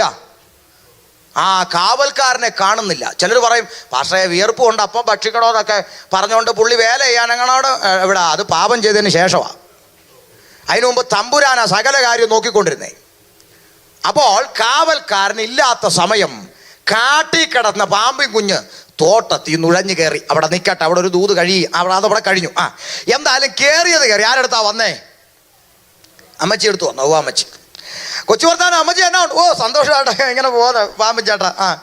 ചേട്ടൻ കാട്ടിൽ എന്തോ ഉണ്ട്? കാട്ടിൽ ഞങ്ങൾ നന്നായിട്ടൊക്കെ തോട്ടത്തിൽ ഞങ്ങളെല്ലാ കാര്യവും നോക്കും. ദൈവമല്ലേ എത്ര സമാധാനമായിട്ടാണ് പോകുന്നതെന്നറിയാമോ? ഓരോ ദിവസവും നടത്തിയ വിധങ്ങൾ ഓർത്താൽ എന്നൊക്കെ പറഞ്ഞ് അമ്മച്ചി ഇങ്ങനെ കൊച്ചു വർത്താനമൊക്കെ പറഞ്ഞതിൻ്റെ ഇരിക്കുന്നതിൻ്റെ ഇടയ്ക്ക് ഒരു ചെറിയ സംഗതി അങ്ങോട്ട് ഇട്ട് കൊടുത്തു. അമ്മച്ചി, വാസ്തവമായി ഇത് തിന്നരുതെന്ന് ദൈവം കൽപ്പിച്ചിട്ടുണ്ടോ? ആമേൻ. വളരെ ശ്രദ്ധിക്കണം. അവിടെ പ്രയോഗിച്ച ഉപായം എന്താണെന്നാണ് ഇനി പറഞ്ഞു തരാൻ പോകുന്നത്. ശ്രദ്ധിച്ചു കേട്ടോണം. ഈ ഉപായം 2015 ചെയ്യുന്നുണ്ടോ എന്ന് ഞാൻ പറഞ്ഞു തീർന്നിട്ട് ചിന്തിക്കണം. ആമേൻ. വാസ്തവമായി ദൈവം ഇത് കഴിക്കരുതെന്ന് കൽപ്പിച്ചിട്ടുണ്ടോ? ഇതായിരുന്നു ഉപായം. മനസ്സിലായില്ല? മനസ്സിലാക്കി തരാം. തമ്പുരാൻ ഓൾറെഡി അവരോട് അരുത് എന്ന് പറഞ്ഞു വച്ചിട്ട് പോയ ഒരു കാര്യം ഒന്നുകൂടെ പറയാം. തമ്പുരാൻ ഓൾറെഡി അവരോട് ഇത് കഴിക്കരുത് എന്ന് പറഞ്ഞില്ലേ? പറഞ്ഞു. കഴിക്കരുതെന്ന് പറഞ്ഞു വെച്ചിട്ട് പോയ അതേ വിഷയം അതിൻ്റെ അറ്റത്ത് ഒരു ചൂണ്ടക്കൊളുത്തിട്ടുകൊണ്ട് വീണ്ടും കൊണ്ടുവന്നു. എന്താ ചൂണ്ടക്കൊളുത്ത്? ചോദ്യചിഹ്നം അല്ലേ? ഇതിട്ടുകൊണ്ട് കൊണ്ടുവന്നു. ആമേൻ. അപ്പോൾ എന്തുണ്ടായി? ആശയക്കുഴപ്പമുണ്ടായി. വളരെ മനസ്സിലാക്കണം. തമ്പുരാൻ ഓൾറെഡി അരുത് എന്ന് പറഞ്ഞു വെച്ച വിഷയത്തിൻ്റെ മുമ്പിൽ ഒരു ചോദ്യചിഹ്നവും കൂടി ഇട്ടുകൊണ്ട് വന്നിട്ട് വാസ്തവമായി ഇത് കഴിക്കരുതെന്ന് ദൈവം കൽപ്പിച്ചിട്ടുണ്ടോ? അല്ല ഉണ്ടോ? ഇത് കേട്ടപ്പോൾ അമ്മച്ചി എന്താ പറയേണ്ടത്? ഉണ്ട്. അങ്ങനല്ലേ പറയണ്ടേ? ഉണ്ട്. ഇനി അത്രയ്ക്ക് സംശയം ഉണ്ടെങ്കിൽ വെയിലാറുമ്പോൾ ആര് വരും? യഹോവ വരും. ഞങ്ങൾ ഒന്നുകൂടെ വേണോ ചോദിക്കാം, ഉറപ്പ് വരുത്താം, കഴിക്കണോ വേണ്ടോ ചിന്തിച്ചിട്ട് ഞങ്ങളത് ചെയ്യാം, തൽക്കാലം പാമ്പൻ ചേട്ടൻ ചെല്ല് എന്നല്ലേ പറയേണ്ടത്? ആണോ പറയേണ്ടത്? പക്ഷെ അമ്മച്ചി അത് പറഞ്ഞില്ല. പകരം ചോദ്യം ചോദിച്ചോണ്ട് വന്നവന്റെ വ്യാഖ്യാനം കേൾക്കാൻ അമ്മച്ചി അങ്ങ് ഇരുന്ന് കൊടുത്തു. ഉടനെ അവൻ അങ്ങോട്ട് വ്യാഖ്യാനിക്കാൻ തുടങ്ങി. നിങ്ങൾ ഇവിടെ അങ്ങ് ഇരിക്കേണ്ടവരല്ല. ഇങ്ങനല്ലേ പറയുന്നത്? നിങ്ങളുടെ കണ്ണ് തുറക്കാൻ പോവുക. നിങ്ങൾ ദൈവത്തെ പോലെ ആകാൻ പോവുക. അടിച്ചങ്ങ് കയറാനുള്ള ദൂതാ അത്. അമ്മേ, ഇവന്റെ സ്വന്തം വ്യാഖ്യാനത്തിന് ചെവി. ഇത് കളിയല്ലത്, ഇത് കളിയല്ല ഈ പറയുന്നേ. ചിരിച്ചു മറന്നു പോവാനല്ല ഈ പറയുന്നേ. ആമേൻ. സ്വന്തം വ്യാഖ്യാനത്തിന് ചെവി കൊടുത്ത് അല്പസമയം ഇരുന്നപ്പോൾ വഞ്ചിക്കപ്പെട്ടു, ദൈവത്തിൽ നിന്നകന്നു. ഇതേ ഉപായം 2015 അവൻ പ്രയോഗിച്ചുകൊണ്ടിരിക്കുന്നു. എന്താ? തമ്പുരാൻ പുസ്തകത്തിൽ നമ്മോട് അരുത് എന്ന് പറഞ്ഞു വെച്ചിട്ട് പോയ വിഷയത്തിന്റെ അറ്റത്ത് ചൂണ്ടക്കൊളുത്ത് വിട്ടോണ്ട് നമ്മുടെ അടുക്കൽ വീണ്ടും വരുന്നു ഈ പാമ്പിൻ കുഞ്ഞുങ്ങൾ. ഏത്? തിരുമേശ കഴിക്കണമെങ്കിൽ സ്നാനപ്പെട്ട് ഒക്കൂ എന്ന് ബൈബിളിൽ ഉണ്ടോ? ഉണ്ടോ? ഉപവാസം എടുത്തേ ഒക്കൂ എന്ന് ബൈബിളിൽ ഉണ്ടോ? ഉണ്ടോ? അപ്പൊ അറ്റത്ത് എന്തായി? ഈ സ്ത്രീകൾ മൂടുപട ഇട്ടേ ഒക്കൂ എന്ന് ബൈബിളിൽ ഉണ്ടോ? ഉണ്ടോ? ഇത് കേൾക്കുമ്പം ഒരു വിശ്വാസി പറയേണ്ടത് ഉണ്ട്. ഇനി ഇല്ലെങ്കിൽ ഞങ്ങൾക്ക് എന്തുണ്ട്? ദൈവദാസന്മാര് ഉണ്ട്, ഞായറാഴ്ച ആരാധനയ്ക്ക് പോകുന്നുണ്ട്, ദൈവദാസൻ വീട്ടിൽ വിസിറ്റിന് വരുന്നുണ്ടോ, ഞങ്ങൾ വേദപുസ്തകത്തിൽ ആ വിഷയം എങ്ങനെയാണെന്ന് പഠിക്കട്ടെ, അത് കഴിഞ്ഞ് ഞങ്ങൾ ഉപവസിക്കുവോ തുണി ഇടുവോ ഇടാതിരിക്കുവോ അതൊക്കെ ഞങ്ങൾ സൗകര്യം പോലെ ചെയ്തോളാം, തൽക്കാലം ചേട്ടൻ ചെല്ല് എന്ന് പറയേണ്ടതിന് പകരം ചോദ്യം ചോദിച്ചുകൊണ്ട് വരുന്നവൻ്റെ വ്യാഖ്യാനം കേൾക്കാൻ TV തുറന്നു വെച്ചങ്ങിരിക്കും. ഇത് കൊണ്ടുന്നില്ലാണ്ടോ? ഇതെല്ലാം കേട്ടേച്ച് അടിസ്ഥാനം വിട്ട് ആൾക്കൂട്ടത്തിലോട്ട് ഓടിക്കൊണ്ടിരിക്കും. ഇതാ ഇന്ന് നടന്നുകൊണ്ടിരിക്കുന്നത്. വല്ലതും മനസ്സിലായോ? അവിടുത്തെ ആളൊന്നും മാറിയെന്നുള്ള ഉള്ളച്ചാ. അന്ന് പാമ്പ്, ഇന്ന് സജിത്ത്. എന്ത് മിണ്ടുന്നില്ലല്ലോ? ചിലരങ്ങ് രക്തം തിളയ്ക്കുക. പാസ്റ്ററേ, നമ്മൾ ദുരുപദേശത്തിനെതിരെ പറയുന്നത് നല്ലതാ. പിന്നെന്തുവാ മോശം? ഈ പേര് പറയുന്ന ഇവന്റെ കുഞ്ഞമ്മേ പറഞ്ഞ പോലെ ഇവന് മിണ്ടുന്നില്ലല്ലോ. സ്തോത്രം. പേര് പറയണോന്ന്. പേര് പറയുന്ന ബിബ്ലിക്കലാണോ? വല്ല ബോധമുണ്ടോ? പേര് പറയുന്നത് പൗലോസ് സഭയോട് പറഞ്ഞു, എന്നേസ് എംബ്രേസ് സത്യത്തോട് മറുത്തു എന്ന് പേരല്ലയോ പറഞ്ഞു? മിണ്ടുന്നില്ല. ദേമാസ് ഈ ലോകത്തെ സ്നേഹിച്ചിട്ട് എന്നെ വിട്ടുപോയി, പേരല്ലയോ പറഞ്ഞു? മിണ്ടാതെ. ചെമ്പുമണിക്കാരനായ അലക്സാണ്ടർ, അഡ്രസ് ഉൾപ്പെടെ പറഞ്ഞു. ചെമ്പുമണിക്കാരനായ അലക്സാണ്ടർ അവൻ നമ്മുടെ പ്രസംഗത്തോട് അത്യന്തം എതിർത്തു നിന്നു. ഞാൻ അവിടെ നിർത്തുക. നമ്മുടെ പ്രസംഗം എന്തുവാ? നമ്മുടെ പ്രസംഗം സത്യവചനം പഥ്യവചനം യഥാർത്ഥമായി പ്രസംഗിക്കുക. അതാ പിണങ്ങി പോകണോ? അല്ല. ഓക്കെ. സ്തോത്രം. സത്യവചനം പഥ്യവചനം യഥാർത്ഥമായി പ്രസംഗിക്കുക, അതാ നമ്മുടെ പ്രസംഗം. ഇങ്ങോട്ട് ശ്രദ്ധിച്ചേ. അതിനോട് എതിർത്തു നിന്നവൻ ആര്? ചെമ്പുപണിക്കാരൻ അലക്സാണ്ടർ. അടുത്ത വാക്ക്, കർത്താവ് അവന് പകരം കൊടുക്കും. വാക്ക് ശ്രദ്ധിക്കണം. കർത്താവ് അവന് പകരം. അപ്പൊ പകരം കൊടുക്കേണ്ട ആരാ പറയുന്നത്? ഷമീർ ഭാഷ അല്ല പകരം കൊടുക്കേണ്ടത്, KC ജോൺ ഭാഷ അല്ല പകരം കൊടുക്കേണ്ടത്. പകരം കൊടുക്കേണ്ടത് ആരാ? കർത്താവ് കൊടുത്തോളും. അതിപ്പോ കൊടുക്കുന്നുണ്ട്. ഇപ്പൊ മാധ്യമങ്ങളിലെല്ലാം കൊടുത്തോണ്ടിരിക്കുക തമ്പുരാൻ. കർത്താവ് അവന് പകരം കൊടുക്കും. പക്ഷെ അടുത്ത വാക്ക്, നീയോ അവനെ സൂക്ഷിച്ചു കൊള്ളുക. ഇപ്പൊ പകരം കൊടുക്കേണ്ടത് ആരാ? സൂക്ഷിക്കേണ്ടതോ? മനസ്സിലായോ? ഇവിടെ ആർക്കെങ്കിലും വിഷമം ഉണ്ടായാലോ എന്ന് വിചാരിച്ച് പൗലോസ് പേരങ്ങ് ഒഴിവാക്കി. തിമോത്തിയോസേ, ലവൻ നമ്മുടെ പ്രസംഗത്തോട് അത്യന്തം എതിർത്തു നിന്നു, അതുകൊണ്ട് നീയും ലവനെ സൂക്ഷിച്ചുകൊള്ളുക. എവൻ അപ്പൊ ഇന്ന വ്യക്തി അവൻ ദുരുപദേശകനാണെന്നും അവൻ ദൈവവചനത്തിന് വിരുദ്ധമായി പ്രസംഗിക്കുന്നവനാണെന്നും ഒക്കെ സഭയെ പഠിപ്പിച്ചിരിക്കണം. എങ്കിൽ മാത്രമേ അങ്ങനെയുള്ളവരെ വിട്ടൊഴിയുവാൻ ദൈവസഭയ്ക്ക് കഴിയത്തുള്ളൂ. സങ്കടമാണ് നമുക്ക്. കാര്യം നമ്മളിതെല്ലാം പ്രസംഗിച്ചിട്ട് പോവും. വെറും നമ്മളൊക്കെ പൊട്ടനായിക്കൊണ്ട്, ഇപ്പോഴത്തെ പിള്ളേരുടെ ഭാഷ പറഞ്ഞാൽ ശശി, ഇപ്പോഴത്തെ പിള്ളേർ അങ്ങനെ പറയുന്നത്. നമ്മളൊക്കെ വെറും ശശി ആയിക്കൊണ്ടിരിക്കുകയാണ്. എന്താ കാര്യം എന്നറിയാമോ? നമ്മളിത് പ്രസംഗിച്ചിട്ട് പോവും, അടുത്ത ആഴ്ച IPCയും AG ആണ് ഈ പാമ്പും കുഞ്ഞുങ്ങളെ ഇവിടെ ഇറക്കുന്നത്. എന്ത് മിണ്ടാത്തെ? നോട്ടീസ് ഞാൻ കാണിച്ചു തരാം, ഇങ്ങോട്ട് വാ, ഇത് കഴിഞ്ഞിട്ട്. ആമേൻ. പിന്നെ നമ്മളെ വിളിച്ച ദൈവമല്ലയോ? ഇന്നും നീ മനുഷ്യരെ പ്രസാദിപ്പിക്കുന്നവനായിരിക്കുന്നു എങ്കിൽ നിനക്ക് ഒരു നാളും ദൈവത്തെ പ്രസാദിപ്പിക്കാൻ ഒക്കത്തില്ല. അതുകൊണ്ട് ഇവിടെ പ്രസാദിപ്പിക്കേണ്ടത് തമ്പുരാനേ ഉള്ളൂ. അതുകൊണ്ട് തമ്പുരാൻ ഇഷ്ടമുള്ള അങ്ങ് പറഞ്ഞു പോവാം. വിഷയത്തിലോട്ട് ഓടി വരാൻ ശ്രദ്ധിക്കണേ. അപ്പോ ഈ സൂത്രപ്പണിയും കൊണ്ടുവന്നപ്പോൾ ഈ ഉപായം മനസ്സിലാക്കാതെ വഞ്ചിക്കപ്പെട്ടു സ്ത്രീ പാപം ചെയ്തു. അവിടെ നിന്നുകൊണ്ട് രണ്ട് ചിന്ത ഞാൻ പറയാം. ഒന്ന്, ഈ സ്ത്രീക്ക് ഒരു കള്ളവിളിയെങ്കിലും ഒന്ന് വിളിക്കാറുണ്ട്. വലിയോ ആരെ? അച്ചായ ആ തോട്ടത്തിൽ എവിടെയോ ആരുണ്ട്? അതാ ഉണ്ട്. ഒരു കള്ളവിളി, അച്ഛാ ഒന്ന് വിളിച്ചൂടെ? മിണ്ടുന്നില്ല. നമ്മുടെ നാട്ടിലൊക്കെ ഈ ഇൻസ്റ്റാൾമെന്റുകാർ വീട്ടിൽ വന്ന് ചേച്ചി ചേച്ചി ചേച്ചി ഒരെണ്ണം എടി ചേച്ചി, ഇവിടെ വേണ്ട, ഇവിടെ വേണ്ട, ചേച്ചി ചേച്ചി ഒരെണ്ണം എടി, ഇവിടെ വേണ്ടെന്ന്, ചേച്ചി ചേച്ചി ഒരെണ്ണം, ചേട്ടാ ഒന്ന് ഇങ്ങോട്ട് വന്നേ, അപ്പോഴേ ഇവനങ്ങ് പോകും. കാര്യം സംഗതി പിടി കിട്ടിയോ? അപ്പൊ ഒരു കള്ളവിളിയെങ്കിലും അച്ഛാ ഒന്നിങ്ങോട്ട് വന്നേന്ന് വിളിച്ചെങ്കിൽ ഒരു പരിധി വരെ പലതിൽ നിന്ന് ഒഴിഞ്ഞു നിൽക്കാമായിരുന്നു. ആമേൻ. സഹോദരിമാരോടായി പറയാം, അതുകൊണ്ട് ചോദിക്കേണ്ടതൊക്കെ അച്ചാച്ചന്മാരോട് ചോദിച്ച് എന്ത് ചെയ്യാവൂ? അമേരിക്കയിലാണോ ഭാഷ? ഇവിടെ എവിടെ അച്ചാച്ചന്മാർക്ക് റോള്? ഇവിടെ എല്ലാം തീരുമാനം എടുക്കുന്ന പെണ്ണുങ്ങളാ. അച്ചാച്ചൻ ജൗളിക്കട ബൊമ്മ ഇരിക്കുന്ന പോലെ ഇങ്ങനെ ഇരിക്കത്തേ ഉള്ളൂ. ഇടയ്ക്കിടയ്ക്ക് കൈയൊന്ന് നോക്കി കാണിക്കും ചത്തട്ടില്ലെന്ന്. ഞങ്ങളുടെയൊക്കെ നാട്ടിൽ ഞങ്ങൾ വണ്ടിക്കകത്ത് കയറി കാറയിലോട്ട് കയറി ഇരുന്ന് ഞങ്ങൾ വണ്ടി സ്റ്റാർട്ട് ചെയ്തിട്ട് ഭാര്യയോട് പറയും വന്ന് കയറടി എന്ന് പറയും. ഇവിടെ തിരിച്ച് കയറി ഇരുന്നിട്ട് ഇങ്ങോട്ട് വാ മനുഷ്യൻ, ഇങ്ങോട്ട് വാ മനുഷ്യൻ, ഇങ്ങോട്ട് വാ മനുഷ്യൻ, ഇങ്ങോട്ട് വാ മനുഷ്യൻ. എന്നിട്ട് പ്രയർ ലൈനും നടത്തുക. അച്ചായനെ ചവിട്ടി മൂലയിട്ടിട്ട് പ്രയർ ലൈൻ. ആര്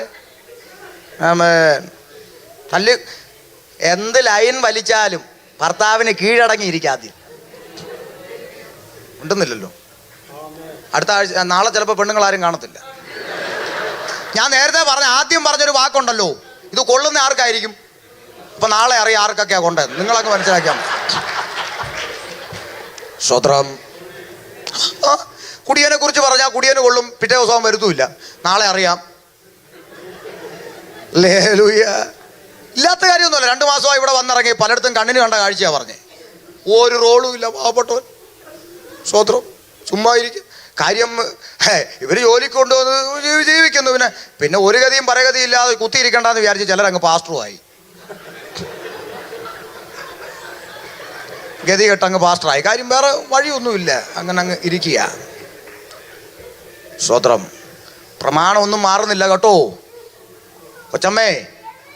ആമേൻ. കാലം മാറി കൊച്ചമ്മേ. പഴയ കാലമല്ല, കമ്പ്യൂട്ടർ യുഗമാ, സമ്മതിച്ചു. കാലം മാറിയതിനനുസരിച്ച് നാട്ടിൽ മാറ്റങ്ങൾ വന്നു, മനുഷ്യർക്ക് മാറ്റങ്ങൾ വന്നു, എല്ലാം ശരിയാ. പക്ഷേ ദൈവത്തോടുള്ള ബന്ധത്തിൽ ഹൈന്ദവന്റെ ആചാരത്തിന് അവൻ മാറ്റം വരുത്തിയില്ല, ഇസ്ലാമിൻ്റെ ആചാരത്തിന് അവൻ മാറ്റം വരുത്തിയില്ല. ദൈവത്തെ ആരാധിക്കുന്നതിനോടും ദൈവത്തോടുള്ള സമീപനത്തോടും അവൻ്റെ ഒന്നും വേഷവിധാനത്തിൽ പോലും അവൻ മാറ്റം വരുത്തിയില്ല. പ്രമാണമുള്ള ദൈവജനം കാലത്തിനനുസരിച്ച് നടുക്കണ്ടം തിന്നാൻ നടക്കുന്നു. കാഹളത്തൊരിക്കൽ പറക്കായിരിക്കാം. ഇവിടെ കടക്കത്തേ ഉള്ളൂ, ആര് പറക്കാൻ? 2 വീട് കൂടുതലുള്ളതും ഒരു പ്രയർ ലൈൻ ഉള്ളതും ഒക്കെ നല്ലതാ. കാര്യം അങ്ങോട്ട് പോകുന്നില്ലല്ലോ, ഇവിടെ ഇത് ലൈൻ വലിച്ച് കിടക്കണമല്ലോ. ആദ്യം കീഴ്പ്പെട്ടിരിക്കെ കേട്ടോ. ആമേ. ഭയത്തോടെയൊക്കെ ബഹുമാനത്തോടെയൊക്കെ ഇരിക്കെ. അതുകൊണ്ട് ചില കാര്യങ്ങളൊക്കെ ആണുങ്ങൾക്ക് ഇനി അവർ കാശ് കൊണ്ട് വന്നില്ലേലും ചോദിക്കേണ്ടിടത്തും കീഴടങ്ങിയിരിക്കേണ്ടിടത്തും കീഴടങ്ങി തന്നെ ഇരിക്കണം. പുസ്തകം അങ്ങനെ പഠിപ്പിക്കുന്നുണ്ട്, അങ്ങനെ പറഞ്ഞാൽ അല്ലാതെ ആർക്കും വിഷമം തോന്നിയിട്ട് കാര്യമൊന്നുമില്ല. പുസ്തകമാണ് ഇവിടെ ആധാരം. ഒരു കള്ളവിളി വിളിച്ചില്ല അച്ഛ, അങ്ങ് വാരി വലിച്ച് തിന്നു. പോട്ടെ, തിന്നു കഴിഞ്ഞപ്പോൾ ആര് വരിക? അതാ അയ്യോ അച്ഛാ നല്ല പഴം വെച്ചാ തിന്നെ. യൂടി മോളെ രക്തം ജയം. കിട്ടിയ വാക്കിന് അവനും അടിച്ചു. എന്നാ എവിടുന്ന് കിട്ടിയെന്ന് ഒരു വാക്ക് എടി തമ്പുരാൻ അരുതെന്ന് പറഞ്ഞ നീ ചെയ്തോ? ആ ചോദിക്കാനും വേണ്ടേ? ആര് ചോദിക്കാൻ? സ്തോത്രം. ചോദിക്കണം. ചോദിക്കേണ്ട കാര്യങ്ങൾ ചോദിക്കേണ്ട സമയത്ത് കർശനമായി ചോദിക്കണം. ചിലരെ കണ്ടിട്ടില്ലേ നാട്ടിൽ, ഇവിടെ അല്ല, അവരെ വാതിൽ ഇറങ്ങി ഗേറ്റിനടുത്ത് എന്നാ ഏട്ടാ നിങ്ങൾ വിഷമിച്ചു? ഓ പെട്രോൾ അടിക്കാൻ പോലും 100 രൂപ ഇല്ലടി ആഘോഷം. അതിനാണോ ഇന്ന് 500 രൂപ കൊണ്ടുപോയി പെട്രോൾ അടിക്കാൻ? കൊണ്ടേ മുത്തേ ചക്കര ഭയങ്കര സ്നേഹമാണ്. എന്നാ ചോദിക്കണ്ടേ? ജോലിയും കൂലിയില്ല, വീട്ടിൽ ഇരിക്കുന്നതിൻ്റെ എവിടെ നിന്ന് അടി 500 വന്ന്?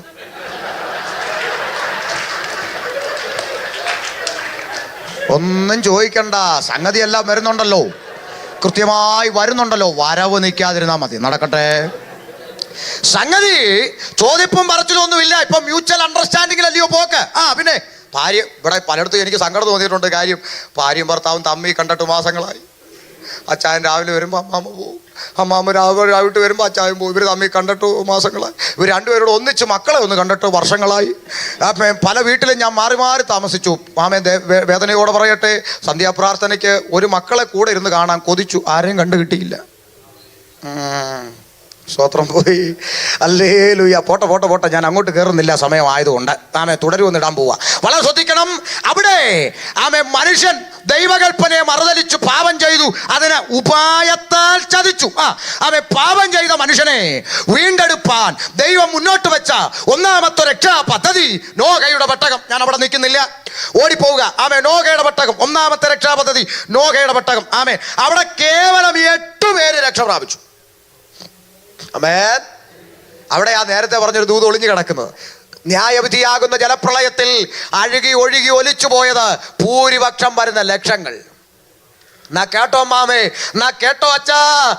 ഭൂരിപക്ഷം വരുന്ന ലക്ഷങ്ങൾ ന്യായവിധിയിൽ നശിച്ചു പോയപ്പോൾ ന്യായവിധിയിൽ ഒഴുകിപ്പോയ ലക്ഷങ്ങളെ കുറിച്ച് ഓർത്ത് തലേ കൈവച്ച് കരഞ്ഞൊരു ദൈവമല്ല എൻ്റെ ദൈവം, മറിച്ച് പ്രമാണത്തിൽ നിൽക്കാൻ മനസ്സുള്ള, പറഞ്ഞതനുസരിക്കാൻ മനസ്സുള്ള, പെട്ടകം ഉണ്ടാക്കണമെന്ന് പറഞ്ഞാൽ ഉണ്ടാക്കാൻ മനസ്സുള്ള, പ്രസംഗിക്കണമെന്ന് പറഞ്ഞാൽ പ്രസംഗിക്കാൻ മനസ്സുള്ള, വെറും 8 ഒറ്റയക്കം.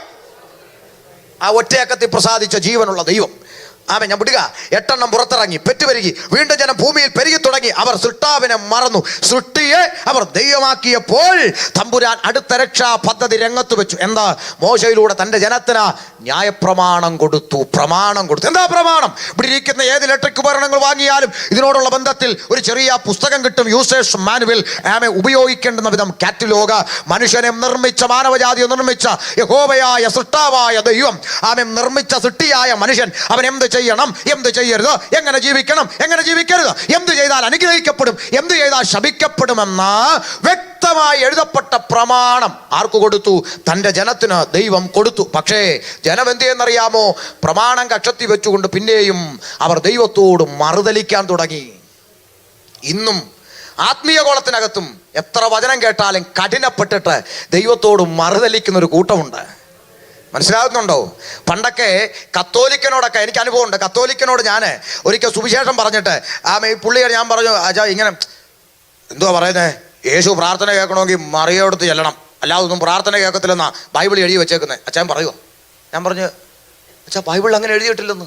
ബൈബിൾ അച്ഛൻ തുറന്ന് വായിച്ചു നോക്ക്, ഇത് തെറ്റാന്ന്. ഉടനെ പുള്ളി ബൈബിൾ അവിടെ ഇരിക്കട്ടെ, ബൈബിൾ അവിടെ ഇരിക്കട്ടെ. സമുദായക്കാരൻ ഇത് പറഞ്ഞതിൽ എനിക്ക് അത്ഭുതമില്ല. എന്നാൽ ഈ കഴിഞ്ഞ കുറേ ദിനങ്ങളായി, കുറേ നാളുകളായി ഇന്ന് നിലനിൽക്കുന്ന പല അനാചാരങ്ങളെയും പഠിപ്പിക്കലുകളെയും കുറിച്ച് ഞാൻ ചില പാസ്റ്റർമാരോട് സംസാരിച്ചിട്ട്, അച്ഛാ പുസ്തകം എന്തോ പറയുന്നു നോക്കച്ചാ, പുസ്തകത്തിൽ ഇങ്ങനെ പുസ്തകം അവിടെ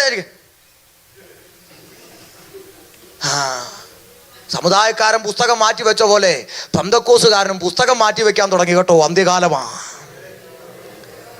വളരെ ശ്രദ്ധിക്കണേ. അവിടെ പ്രമാണം കൊടുത്തു. പ്രമാണം കയ്യിൽ വെച്ചുകൊണ്ട് ജനം പാപം ചെയ്യുക. ഏതാ? പിന്നെയും ദൈവത്തോട് മറുതലിക്കാൻ തുടങ്ങി. മുന്നോട്ട് പോയി ജനത്തെ മടങ്ങി വരാത്ത ജനത്തെ വീണ്ടെടുപ്പാൻ ദൈവം അടുത്ത രക്ഷാപദ്ധതി രംഗത്ത് വെച്ചു. ഞാൻ അവിടെ കൊണ്ടങ്ങ് തുടരുവന്നിടാൻ പോവാ. അടുത്ത രക്ഷാപദ്ധതി ദൈവം രംഗത്ത് വെച്ചു. എന്തെന്നറിയാമോ? അത് ഇപ്പൊ പറഞ്ഞ് ഒക്കത്തുള്ളൂ. അതുകൊണ്ടാണ് ഞാൻ 5 മിനിറ്റ് എടുക്കുന്നത്. ഇന്ന് ഞാൻ പാട്ടൊന്നും പാടി സമയം കളയുന്നില്ല, മൈക്കങ്ങ് ഏൽപ്പിക്കത്തേ ഉള്ളൂ. അവർ പ്രാർത്ഥിച്ച് അവസാനിപ്പിച്ചോളൂ. നാളെ വേണേൽ പാട്ട് പാടി ആരാധിച്ച് നിർത്താം. അപ്പൊ സംഗതി നോക്കേ, അടുത്ത രക്ഷാപദ്ധതി രംഗത്ത് വെച്ചു. എന്താണെന്നറിയാമോ? പ്രവാചകന്മാരെ അയച്ചു. ആഹാ, അത് പറ പാസ്റ്ററെ. കാര്യം അമേരിക്കയിൽ പ്രസംഗിക്കേണ്ടുന്ന വിഷയമാണ്. ഏത്? യഹൂദന്മാർ അടയാളം ചോദിക്കുന്നു, യവനന്മാർ ജ്ഞാനം അന്വേഷിക്കുന്നു, അമേരിക്കക്കാർ പ്രവാചകന്മാരെ തിരയുന്നു, കേരളക്കാർ സൗഖ്യദായകന്മാരെ അന്വേഷിക്കുന്നു, ഞങ്ങളോ ക്രൂശിക്കപ്പെട്ട ക്രിസ്തുവിനെ പ്രസംഗിക്കുന്നു. അത്രയും കൂടെ വേണമായിരുന്നെന്നാണ് ഇപ്പം തോന്നുന്നത്. അങ്ങനെ ഒരു കണ്ടീഷനിലേക്ക് വരിക ആ കാര്യങ്ങൾ. ശ്രദ്ധിക്കണേ, ക്രൂശിലേക്ക് നമ്മൾ ഓടിയെത്തും. അതിലൂടെ ആ പ്രസംഗം കടന്നു പോകുന്നത്. അതില്ലാത്തൊരു പ്രസംഗവും ഇല്ല. പക്ഷെ എന്ത് ചെയ്യാനാ, നിർത്തണമെന്ന് നിയമമുള്ളോട്ട് നിർത്തുക. അപ്പോൾ സംഗതി പ്രവാചകന്മാരെ രംഗത്തിറക്കി. പ്രവാചകന്മാർ യെശയ്യാവ്, യിരെമ്യാവ്, എസ്കേൽ, ദാനിയേൽ, ഹോശേയ, യോവേൽ പ്രവാചകന്മാർ രംഗത്തിറങ്ങി യഹോവയുടെ നാവായിരുന്നു കൊണ്ട്, ദൈവത്തിൻ്റെ നാവായിരുന്നു കൊണ്ട് ജനത്തോട് അരുളപ്പാട് വിളിച്ചു പറയുവാൻ തമ്പുരാൻ പ്രവാചകന്മാർ രംഗത്തിറക്കി. അപ്പോൾ ഒരു കാര്യം മനസ്സിലാക്കണം, പ്രവാചകൻ ഉണ്ട്, പ്രവചനവും ഉണ്ട്. ഇല്ലെന്ന് പറയുന്നവരെ നമ്മൾ അടുപ്പിക്കത്തില്ല. പ്രവാചകനും ഉണ്ട്. സന്തോഷത്തോടെ പറഞ്ഞേ, പ്രവചനവും ഉണ്ട്. പക്ഷെ അതെന്താണെന്നും കൂടെ പഠിക്കണം. പ്രവാചകൻ രംഗത്തിറങ്ങി, പ്രവാചകന്മാർ ഇറങ്ങി നിന്നുകൊണ്ട് തമ്പുരാന്റെ അരുളപ്പാടായി ജനത്തോട് പ്രവചിക്കാൻ തുടങ്ങി. എന്താ പ്രവചിച്ചത്? 4 വർഷമായി കാലുകളുടെ മുട്ടുകൾക്ക് വേദന ഇട്ടുകൊണ്ട് അടുക്കള ജോലി പോലും ചെയ്യിക്കത്തില്ലെന്ന് വാദിച്ചു നിൽക്കുന്ന ഒരു അന്ധകാര ബന്ധന മണ്ഡലം ആണ്.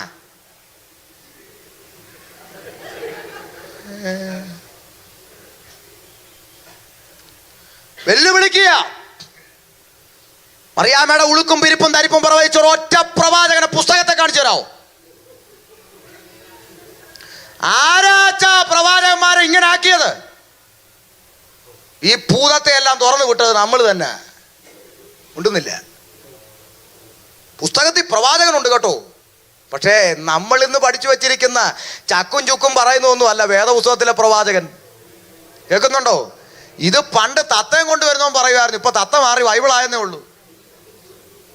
മനസ്സിലായോ? ലക്ഷണം പറയാൻ നിനക്ക് ലക്ഷണക്കാരൻ പോരെ? എന്താ മിണ്ടാത്തേ?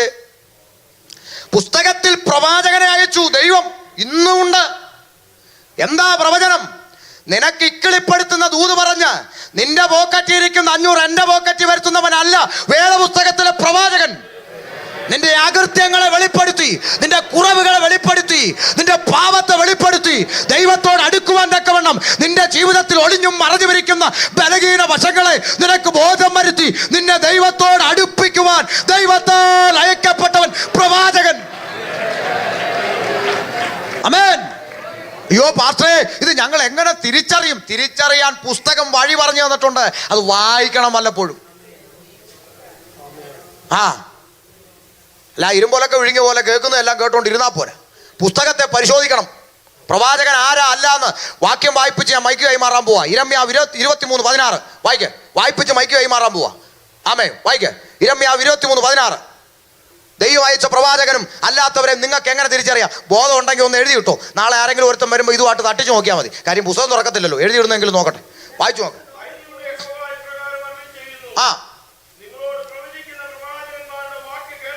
അയ്യോടാ, കേൾക്കരുതെന്നോ? അങ്ങനെയും ദൈവം പറഞ്ഞു. അങ്ങനെയും പറഞ്ഞിട്ടുണ്ട്. വായിര്.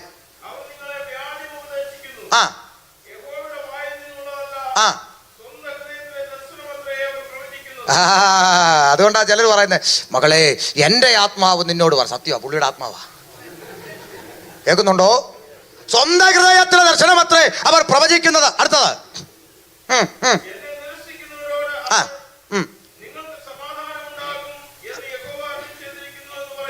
നിക്കട്ടെ. ഒന്നാമത്തെ തെളിവ്, എന്നെ നിരസിക്കുന്നവരോട്. എന്നെ എന്ന പദം ആരെയാ? വേമ്പറ. യഹോവയായ ദൈവത്തെ നിരസിക്കുകയും ദൈവത്തിന്റെ വചനം അനുസരിക്കാതെ ദൈവത്തിന്റെ വചനം പ്രമാണിക്കാതെ തോന്നിയത് കാണിച്ച് നടക്കുന്നവരോടും ഇവരെന്തു പറയും? അച്ഛാ, ദൈവം മാനിക്കാൻ പോച്ചാ. പിന്നെ വിടുവെക്ക്, ഒന്നും ആയില്ലെന്ന്, ഇനി വരാൻ പോകുന്നതല്ലേ ഉള്ളൂ. സ്വത്രം, മനസ്സിലായോ? അടുത്തത്, തങ്ങളുടെ ഹൃദയത്തിലെ ശാഠ്യപ്രകാരം നടക്കുന്നവരോടൊക്കെയും നിങ്ങൾക്ക് ഒരു ദോഷവും വരികയില്ല എന്നും പറയുന്നു. കണ്ടോ? സകല സൂത്രവും കാണിച്ച് ആരാധനയും മുടക്കി ദൈവദാസന്മാരെ കണ്ണുനീരും കുടിപ്പിച്ച് തിരുമേശ കഴിഞ്ഞ് കസേര എടുത്ത് തമ്മിലടിക്കാൻ നിൽക്കുന്നവനോടും തലേ കൈ വെച്ചിട്ട് പറയും, ഓ നിനക്ക് സമാധാനം, ഒരു ദോഷവും വരത്തില്ല, ദൈവം മാനിക്കാൻ പോവാ. ഈ പട്ടണത്തിൽ ഒന്നും ആയില്ലെന്ന്, ഇനിയും 2 വീട് കൂടെ വരാനുണ്ട്. എവിടാ? ഇത് കേൾക്കുമ്പോൾ ഒരു കുളിർമയൊക്കെ തോന്നും, പക്ഷെ നിന്നെ നരകത്തിലോട്ടാ കൊണ്ടുപോകുന്നേ. നീ മനസ്സിലാക്കുന്നുണ്ടോ? സ്വന്തം ഹൃദയത്തിലെ ദോഷപ്രകാരം നടക്കുന്നവരോടൊക്കെയും തലേ കൈവച്ച് ഒരു ദോഷം വരത്തില്ല, അയ്യോ മാനിക്കാൻ പോവാ, വിടുവിക്കാൻ പോവാ, ഇതൊക്കെ പറയുമ്പോൾ നിനക്കൊരു കുളിർമയൊക്കെ തോന്നും. ഇങ്ങനെ പറയുന്ന പ്രവാചകന്മാരുടെ വാക്ക് നിങ്ങൾ കേൾക്കരുതെന്ന പുസ്തകത്തിൽ എഴുതി വച്ചേക്കുന്നത്. പക്ഷേ നമുക്ക് അങ്ങനെ പറയാത്തവരെ വിളിക്കരുതെന്നാ നേരത്തെ കുഞ്ഞമ്മ ലൈനി പറഞ്ഞത്. ആമേൻ. മനസ്സിലായോ? അപ്പൊ അതുകൊണ്ട് ഇങ്ങനെ പറയുന്നവരുണ്ടെങ്കിൽ നമുക്ക് അവസരം കൊടുക്കാം. ഏത്? രണ്ട് നടുവേദനയും കാലുവേദനയും ഒക്കെ പറയുവോ? നാളെ പണം വരുന്ന വഴിയെക്കുറിച്ച് പറയുവോ? അയ്യോ കഷ്ടം. കേൾക്കണേ, സ്വന്തം ഹൃദയത്തിലെ ശാഠ്യപ്രകാരം നടക്കുന്നവരോടൊക്കെയും നിങ്ങൾക്ക് ഒരു ദോഷവും വരത്തില്ലെന്ന് പറയുന്നവൻ. ഈ പ്രവാചകന്മാരെന്ന് പറയുന്ന ഈ തരത്തിൽ, ഈ വായിച്ച തരത്തിലുള്ളവര് ഇപ്പൊ വണ്ടിക്കണക്കിന് വന്ന് ഇറങ്ങിക്കൊണ്ടിരിക്കുക അമേരിക്കയില്. 1.5 മണിക്കൂർ വചനം കേട്ടിട്ട് കുഞ്ഞമ്മയ്ക്ക് ഒരു ദൂതും കിട്ടിയില്ല. ഇനി ഇയാളെ 10 മിനിറ്റ് പായിട്ടിരുത്തിയാലേ ദൂത് കിട്ടൂ. വല്ലതും പിടി കിട്ടിയോ? 1.5 മണിക്കൂർ ദൈവവചനമാ കേട്ടെ, ഒരു പിടിയും കിട്ടിയില്ല. ദൂത് പായിട്ടിരിക്കണം. ഇരിക്കുമ്പോഴോ ആദ്യത്തെ അമ്മാമ്മയോട് രഹസ്യമായിട്ട്, അമ്മാമ്മയുടെ ഒരാളുടെ കണ്ണുനീര് ഉപവാസം കൊണ്ടാണ് ഈ കുടുംബം പോകുന്നത്. അച്ചായനോട് കുറച്ചുകൂടെ ഒക്കെ ദൈവത്തോട് അടുക്കാൻ പറഞ്ഞു. പെണ്ണല്ലേ വർഗം, ഇത് കേൾക്കേണ്ട താമസം, പാവപ്പെട്ടവന്റെ കുറ്റം മൊത്തം എന്തോ ചെയ്യാനാ, ഇങ്ങനോട് പറഞ്ഞു ഞാൻ മടുത്തു വാർത്ത സകല കുറ്റം വാങ്ങിയിട്ട് കൊടുക്കും. ഇത് കേട്ടവൻ അച്ചായൻ്റെ അടുത്ത് വന്നിട്ട് പറയും, അച്ഛാ അമ്മാമ്മ ഇച്ചൂടെ കീഴ്പ്പെടാനുണ്ട് കേട്ടോ. 2 പേരുടെ കയ്യിൽ നിന്നും കിട്ടിയോണ്ടും മേടിച്ചോണ്ട് യവൻ പോകും. 2 ആഴ്ച കഴിയുമ്പോൾ തമ്മിൽ ഒരു വഴക്കുണ്ടാകുമ്പോൾ അമ്മാമ്മ പറയും, ദൈവദാസൻ അന്നേ പറഞ്ഞതാ നിങ്ങൾ കീഴ്പ്പെടാ. അവിടെ അടിയായി. എത്ര കുടുംബം അടിച്ചു? നിങ്ങളടുത്ത് തന്നെ പറയുന്ന കാര്യം. ഇതെല്ലാം വന്നിറങ്ങുന്ന നിങ്ങളുടെ അടുത്തോട്ടല്ലയോ? ഈ പറയുന്ന ഒന്നും ഇങ്ങോട്ട് വരത്തില്ലല്ലോ. അച്ഛാ ഒരു തലവേദന, അങ്ങനൊന്നുമില്ല, കുഴഞ്ഞു. ഇവിടെ ആകുമ്പോൾ പിന്നെ വല്ലപ്പോഴും ഒക്കെ ഉണ്ടെന്നും പറഞ്ഞാൽ അടിച്ചു കൊടുത്തോളൂ. നാളെ നിൽക്കണോ വേണ്ടോ എന്നൊക്കെ സംഘാടകർ തീരുമാനിച്ചോട്ടെ, കുഴപ്പമൊന്നുമില്ല. അതൊന്നും എൻ്റെ വിഷയത്തിൽ പെടുന്ന കാര്യമല്ല. ഞാൻ പറയാം. ഇനി യഹോവ അയച്ചതാണെന്ന് എങ്ങനെ അറിയാം പാസ്റ്റേ? അതുകൂടെ വായിച്ചങ്ങ് നിർത്തിക്കോ. 22-ാം വാക്യം അതും കൂടെ അറിയണ്ടേ? നെഗറ്റീവ് മാത്രം പറഞ്ഞാൽ മതിയോ? പോസിറ്റീവും കൂടെ പറയണ്ടേ? പറയണം. പിന്നെ നോക്ക, ദൈവം അയച്ചതാണെങ്കിൽ അവർ എന്റെ ആലോചന സഭയിൽ നിന്നിരുന്നുവെങ്കിൽ, ദൈവം പറയാ, അവർ എന്റെ സഭയിൽ എന്റെ ആലോചന കേൾക്കാൻ നിൽക്കുന്ന പ്രവാചകന്മാരായിരുന്നെങ്കിൽ അവരെന്തു പറയുമായിരുന്നു? എന്റെ വചനങ്ങളെ എന്റെ ജനത്തെ കേൾപ്പിച്ച്, എന്റെ വചനങ്ങളെ എന്റെ ജനത്തെ കേൾപ്പിച്ച് അവരെ അവരുടെ ആകാത്ത വഴിയിൽ നിന്നും അവരുടെ പ്രവൃത്തികളുടെ ദോഷത്തിൽ നിന്നും തിരിപ്പിക്കുമായിരുന്നു. അവരെ മടക്കി വരുത്തുമായിരുന്നു. പുസ്തകം അടച്ചരച്ച, അവരെ അവരുടെ ആകാത്ത വഴിയിൽ നിന്നും അവരുടെ പ്രവൃത്തികളുടെ ദോഷത്തിൽ നിന്നും അവരെ ദൈവസന്നിധിയിലേക്ക് മടക്കി വരുത്തും. അതാണ് പ്രവചനം. തന്റെ ഇടമുണ്ടോ? പ്രവാചകന്മാർ സഭയിൽ എഴുന്നേക്കട്ടെ. സഭയ്ക്കകത്ത് പ്രവാചകന്മാർ എഴുന്നേക്കട്ടെ. ആമേൻ. എന്നിട്ട് ആഴ്ചയിൽ 1/2 ക്ലാസ് അടിച്ചിട്ട് വന്ന് തിരുമേശ എടുക്കുന്ന സെക്രട്ടറിയോട് പ്രവചിക്ക് തന്റെ ഇടമുണ്ടെങ്കിൽ പ്രവചിക്കമ്മാമേ, നീ തിരുമേശ എടുക്കരുത്, നീ കഴിഞ്ഞ ആഴ്ച 1/2 ക്ലാസ് അടിച്ചിട്ടല്ലേ ഇരിക്കുന്നത്, പ്രവചിക്ക് തന്റെ ഇടമുണ്ടോ? ഉളുക്കും പിരിപ്പും ധരിപ്പും പറയാതെ പ്രവാചകന്മാരെ തമ്പുരാൻ അയച്ചത് ദൈവസനയിലേക്ക് ജനത്തെ മടക്കി വരുത്താൻ. അവിടെ മടങ്ങി വരാത്ത ജനത്തിന്റെ മുമ്പിൽ സ്വർഗം തൻ്റെ മാസ്റ്റർ പ്ലാൻ രംഗത്ത് വെച്ചു. മത്സരഗൃഹമേ, കർത്താവ് തന്നെ നിനക്കൊരടയാളം തരും. മാനവജാതിയുടെ പാപത്തിന് പരിഹാരം വരുത്തുവാൻ യേശു ക്രിസ്തു ജനിക്കുന്നത് 700-750 വർഷത്തിനും മുമ്പിൽ പ്രവചക ശബ്ദം മുഴങ്ങി കന്യക ഗർഭിണിയായൊരു മകനെ പ്രസവിക്കും. അവിടെ മുതൽ വിഷയം നാളെ തുടരും. വേറെ നിവൃത്തിയില്ല. ഇപ്പൊ തന്നെ ഇവർ കടിച്ചു പിടിച്ചിരിക്കുക. എന്നെ തോണ്ടാത്തത് എൻ്റെ ഭാഗ്യമാണ്. അതുകൊണ്ട് നാട്ടിലൊക്കെ തോണ്ടും വലിക്കും.